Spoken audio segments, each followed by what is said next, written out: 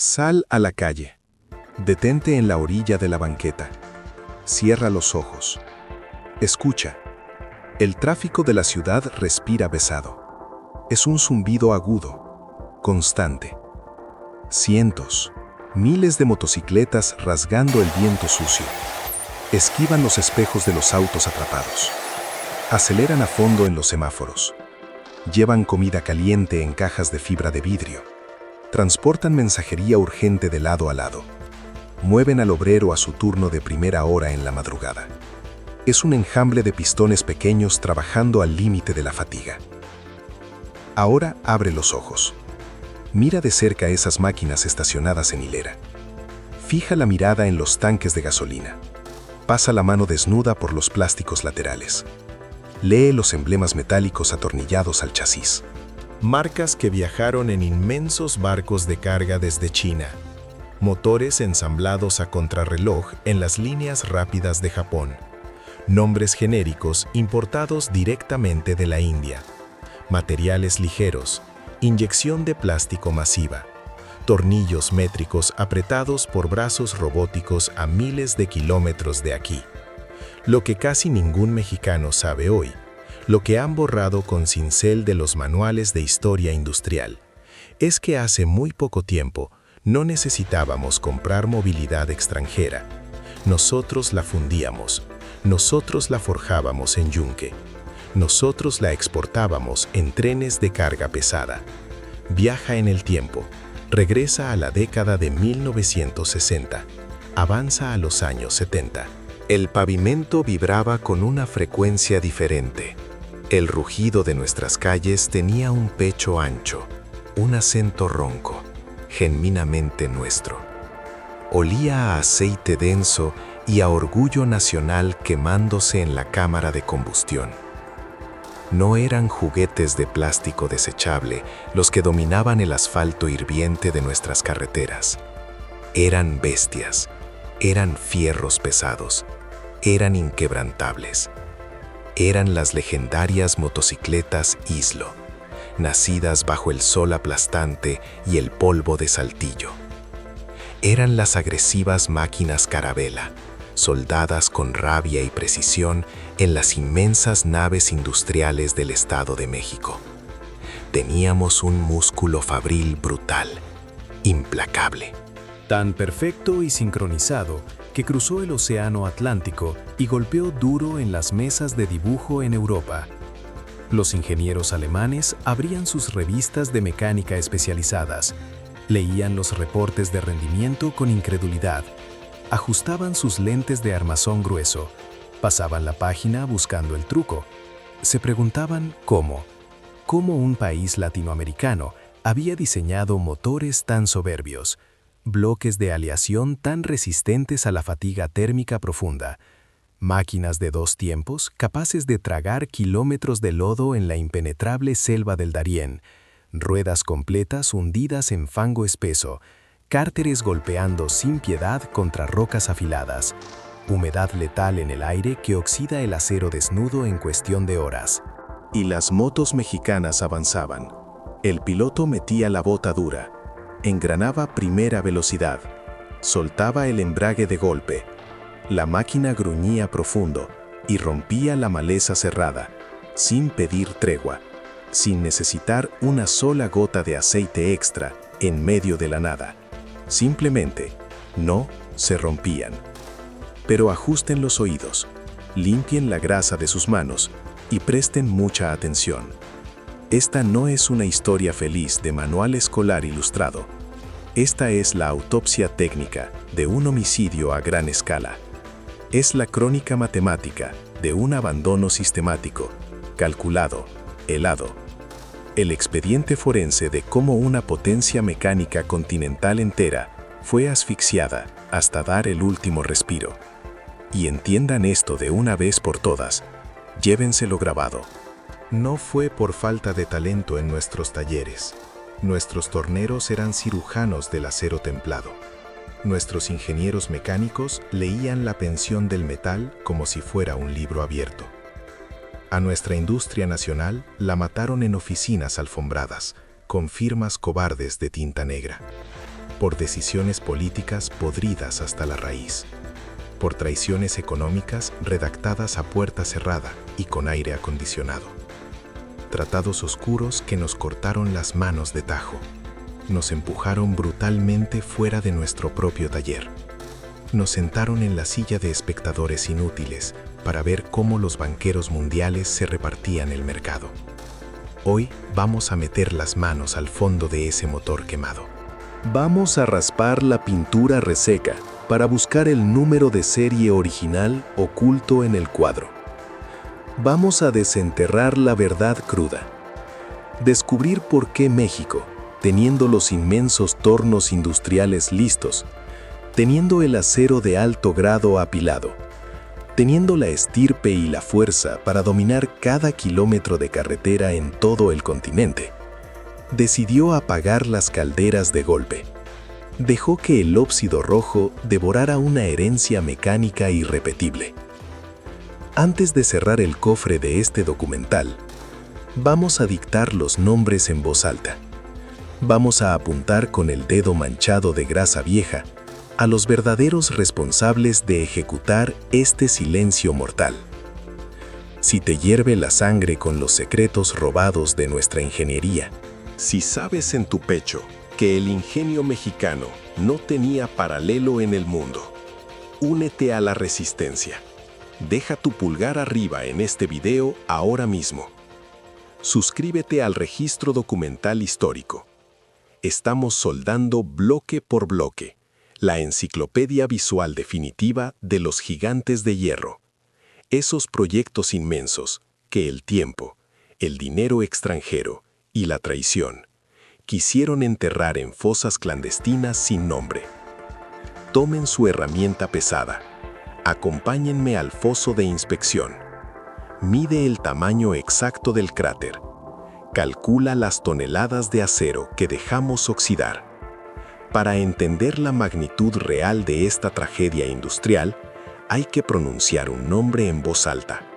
Un nombre que debería estar grabado a martillazos en las portadas de los libros escolares de Ingeniería Nacional.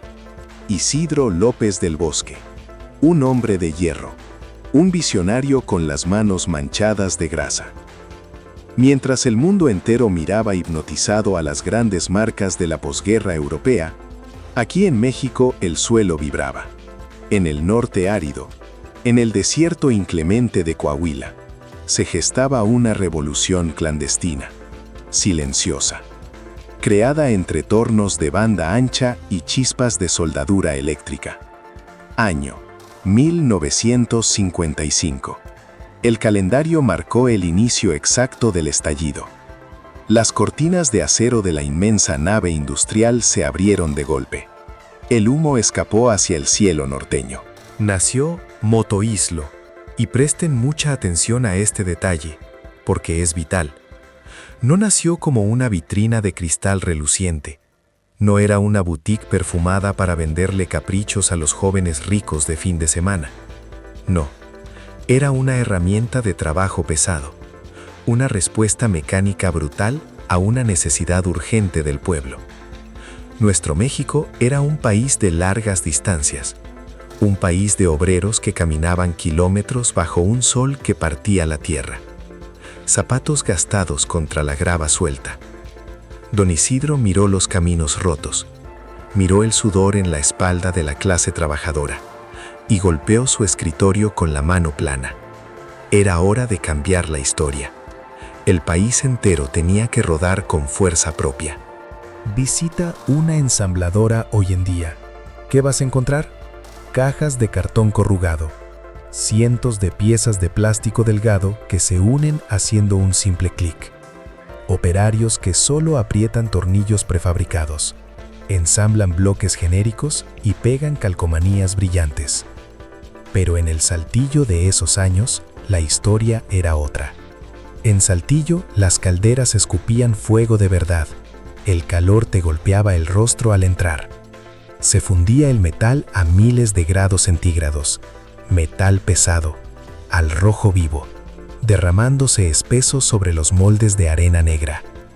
Nuestros ingenieros se limpiaron el sudor de la frente. extendieron los planos técnicos sobre mesas de madera gastada.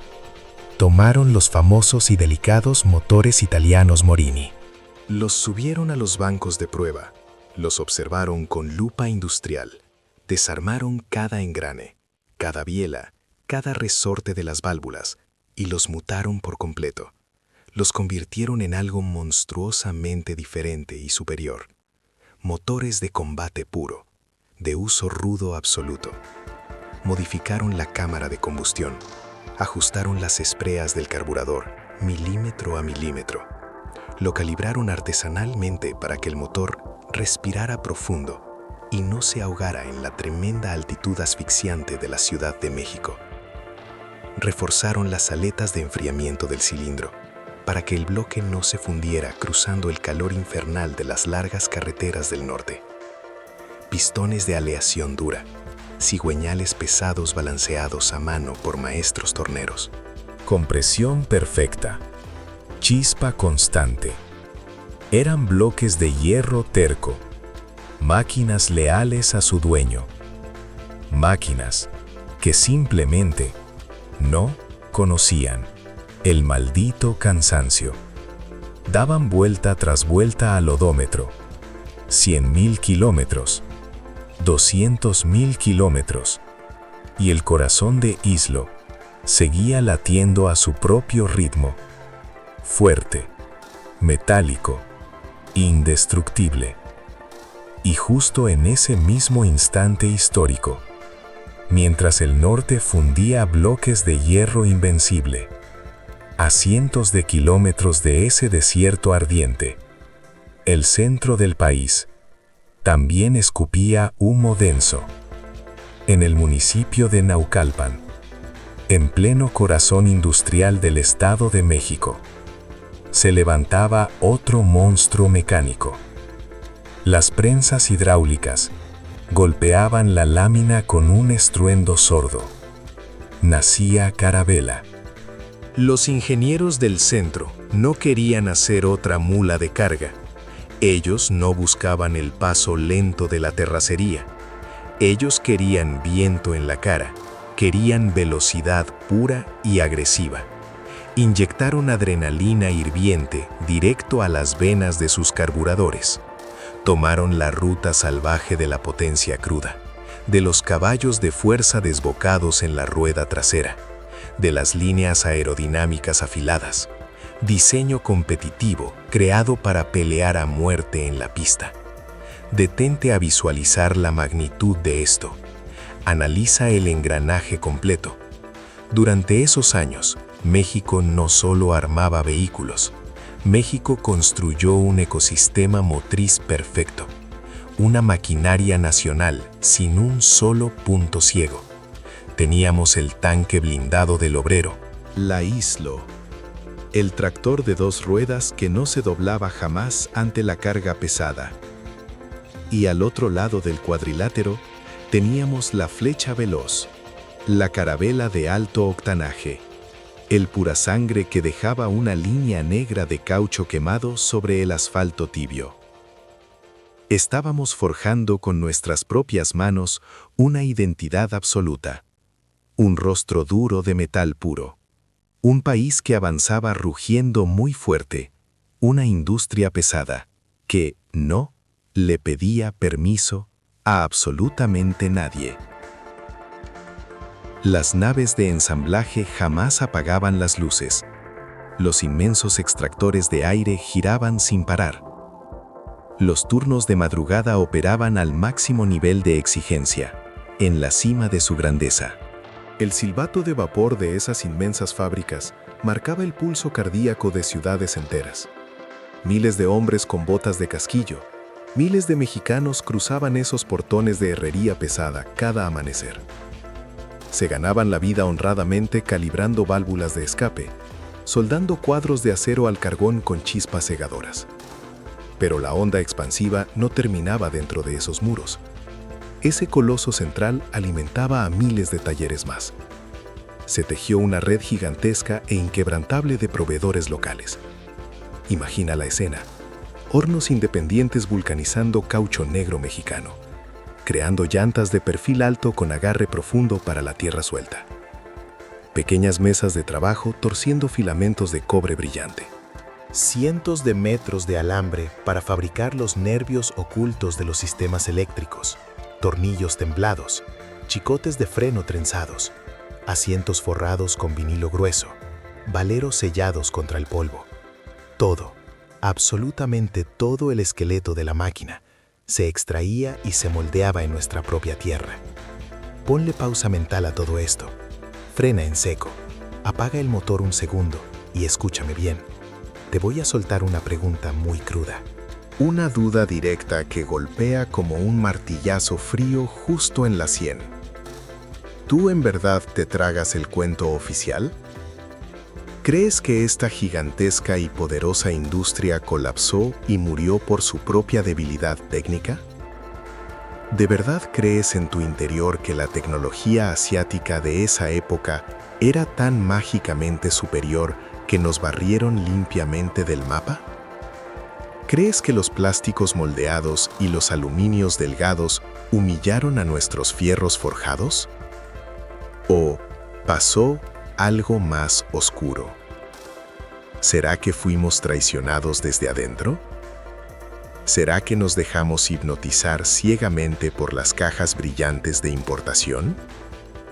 ¿Dejamos de valorar el peso del acero nacional que nosotros mismos derretíamos en los crisoles ardientes?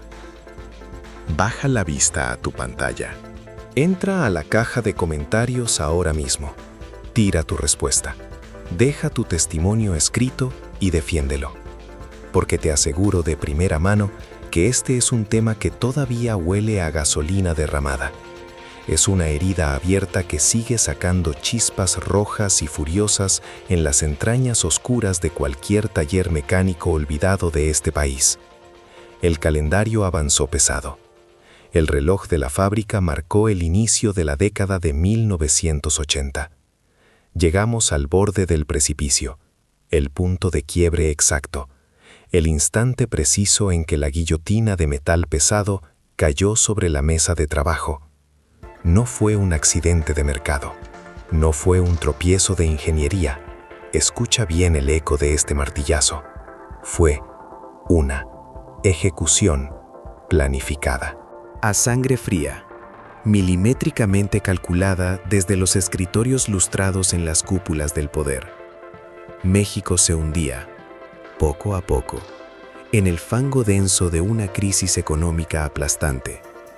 La inflación devoraba los bolsillos del obrero en cada turno, y mientras el país trataba de respirar, el gobierno tomó la pluma, firmó los papeles sellados, cambiaron las leyes de la noche a la mañana, arrancaron los inmensos candados de las aduanas, abrieron las puertas de las fronteras de par en par. Le llamaron política de apertura. Sonaba muy bonito en los discursos de la televisión, pero en los patios de maniobras mecánicas era una masacre absoluta. Tiraron a nuestros soldadores a la arena, sin escudo, sin un piso parejo para pelear cuerpo a cuerpo. Por los puertos marítimos comenzaron a desembarcar, uno tras otro, cientos de contenedores metálicos gigantescos.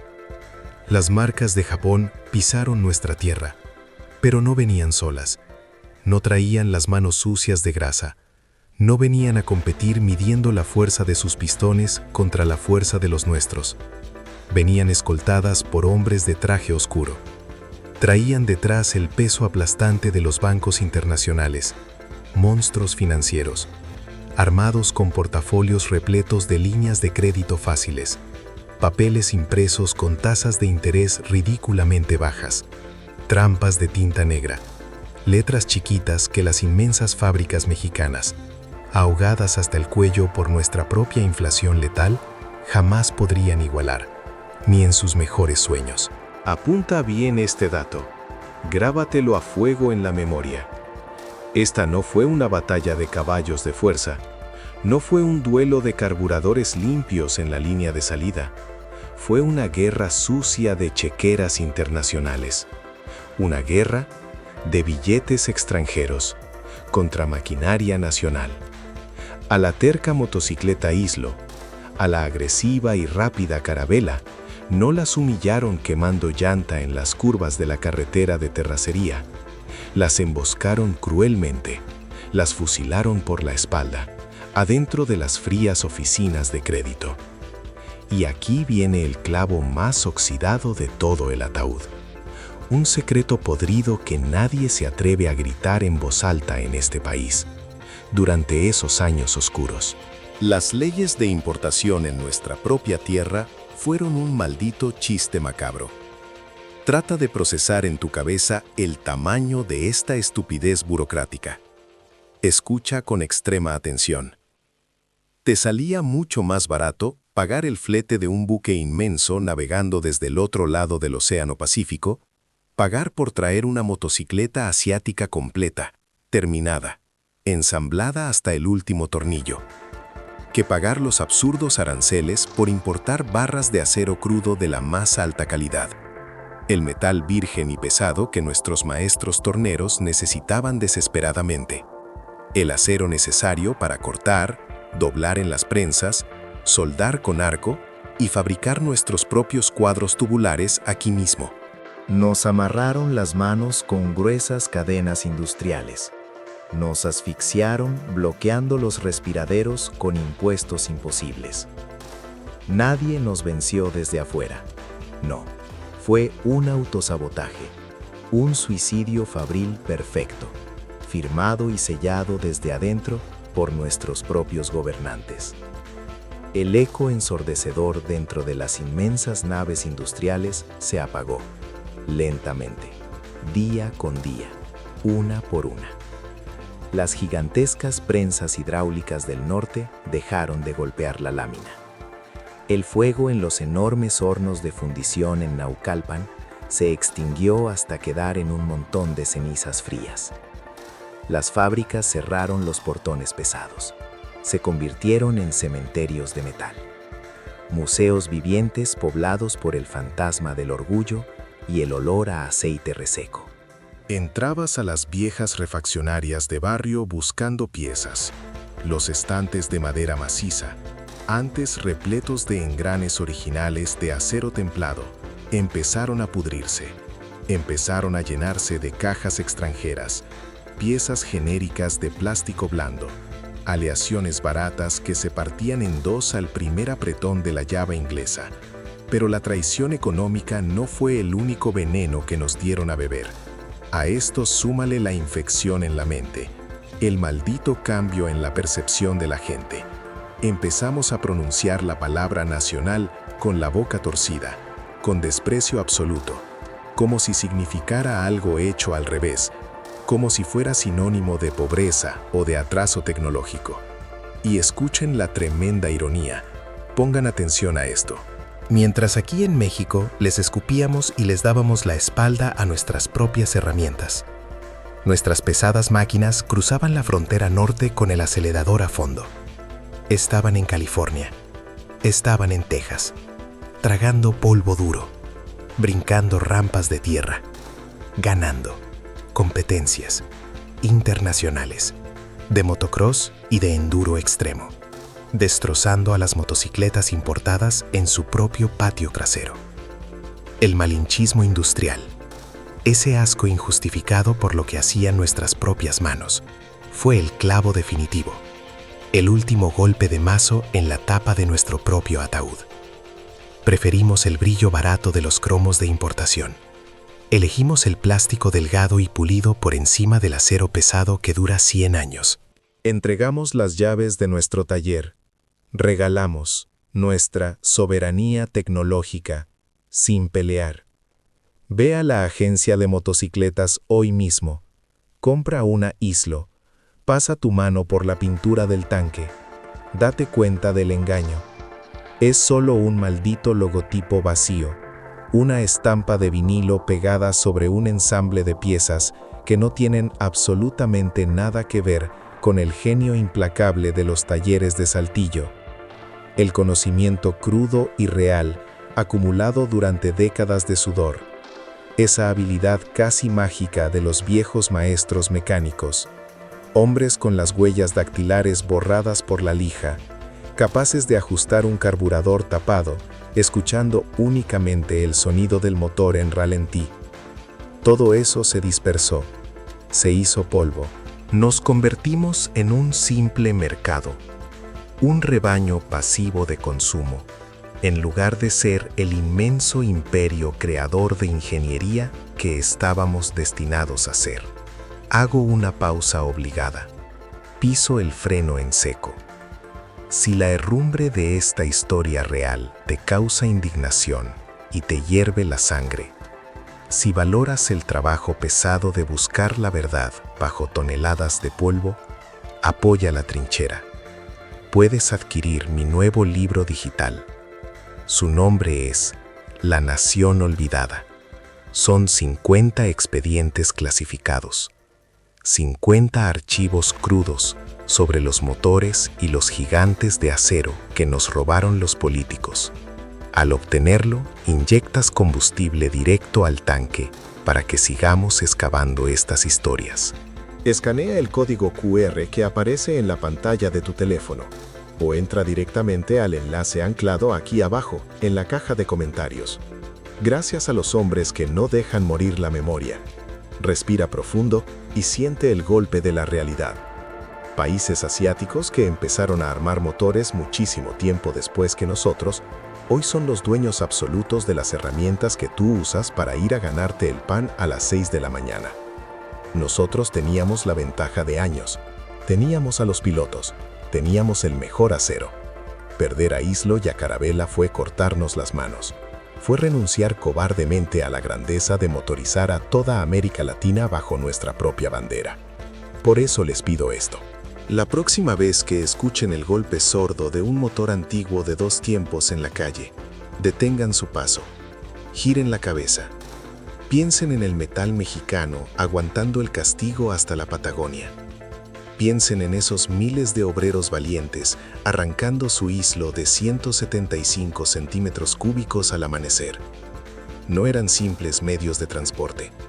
Eran los latidos de un México que tuvo el valor imponente de soldar su propio destino. No dejen que el óxido se coma esta verdad. Pasa este video. Enséñaselo a ese viejo amigo que todavía guarda una bestia de estas bajo una lona percudida en su patio. Enséñaselo a los novatos que creen que la velocidad solo se inventó en Asia. Llegamos al final del recorrido. Se cortó el encendido por hoy. Gracias por acompañarnos hasta el fondo del cárter y no rendirse. Soy tu anfitrión de guardia. Nos vemos en el próximo turno de madrugada. Seguiremos abriendo los expedientes manchados de grasa vieja para desenterrar las máquinas que pudieron cambiar, para siempre, el destino de nuestra nación.